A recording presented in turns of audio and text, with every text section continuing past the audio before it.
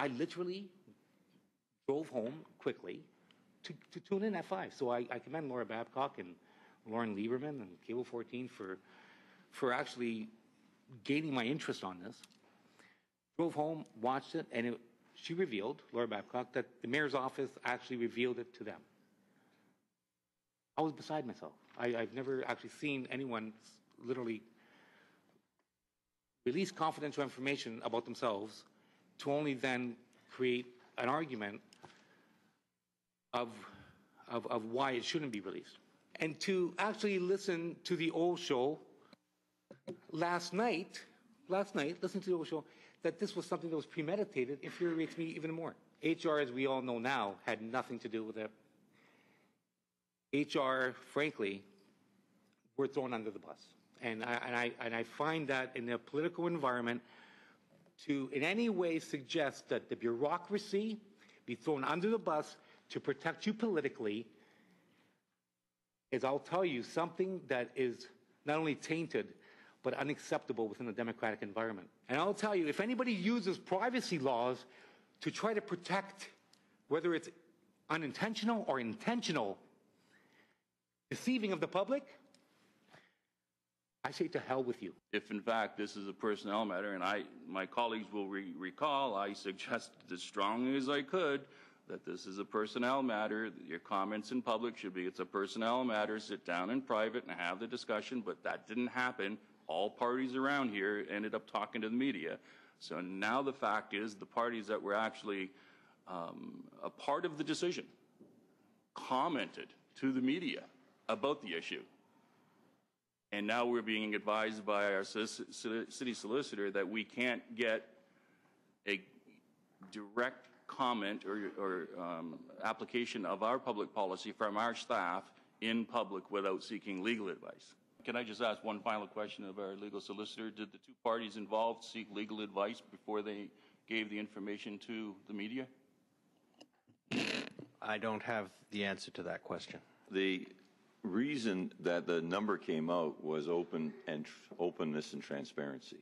That number would become available, I believe could be FOI'd, and I wasn't ashamed to stand behind the proper compensation to be paid to an individual.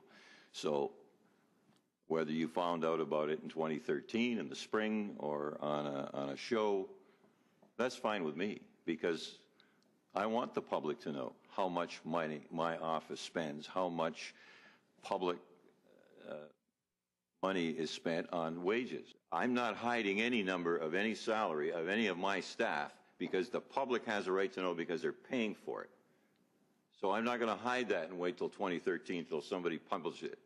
There it is. It's out there. I didn't need to call Human Resources in.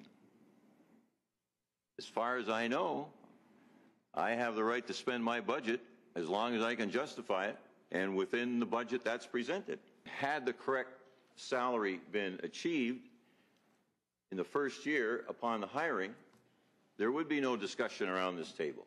There would be no insults hurled. There would be no blogosphere agony. But the choice was of the individual to take as low a salary as, based on the previous mayor looking down, this seems to be a number, that's whatever, that's low, we don't want to go too high. But I wanted to know what, I don't want to give somebody a whole lot of money. I just wanted to make sure they were properly compensated. So I asked for the advice of Human Resources. The problem that erupted was the way I worded this statement when I was suddenly beset upon by the media. And I thought, boy, how did this come out? Well, the first thing I'm not going to do is say no comment, because then I would be accused of hiding. So I had to make a comment. But what I tried to say, Mr. Deputy Mayor, was it wasn't about me handing over a whole lot of money to a person for whatever reason. It's time. It was about what was the proper compensation. So please, HR, help me. Tell me what that what the ranges are, what it is, and I'll support that.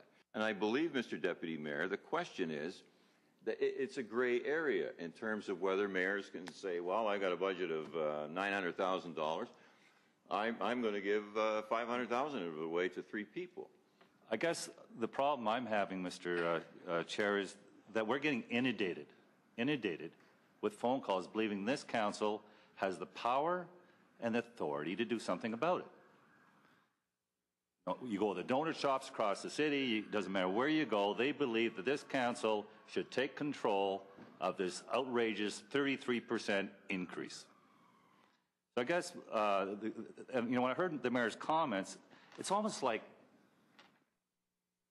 heads in the clouds, he's become disconnected with the average person on the street and the affordability issue. We have 14,000 plus people on OW. We have food banks are requesting supplementary funding. We have hostel issues. We have women can't find hostel rooms. We got significant social problems in this community, yet a 33% increase is okay. Now, I certainly appreciate that there's a role, there's a range, and there's responsibility, and you get fair compensation.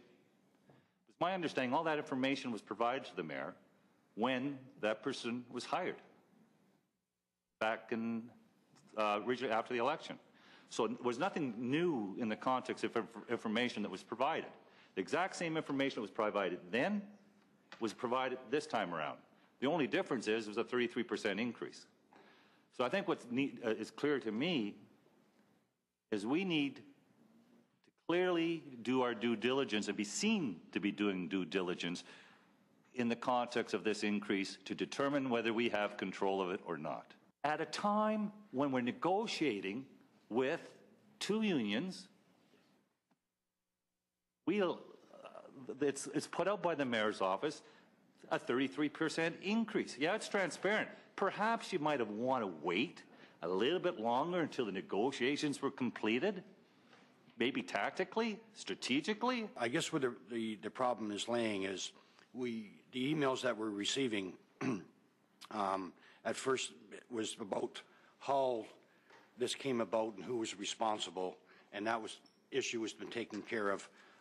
Some people don't like the way it was, the statement was done. It was apologetic, whatever, but that's to people to individually judge. What I'm concerned about is the residents need to know. They want to know. They want to know, does this council have the authority to deny this increase? That's what they want to know. Apparently, we can't talk about this until we go on camera. So if we go on camera, no problem. I don't have a problem with that. When we come out, we need to know that answer for the public. And if we don't have the authority, who does?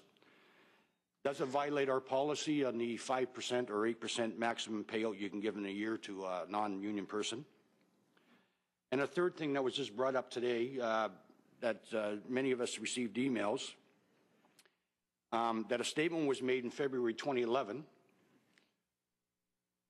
to the public about an individual deciding they would take $20,000 less on an annual basis.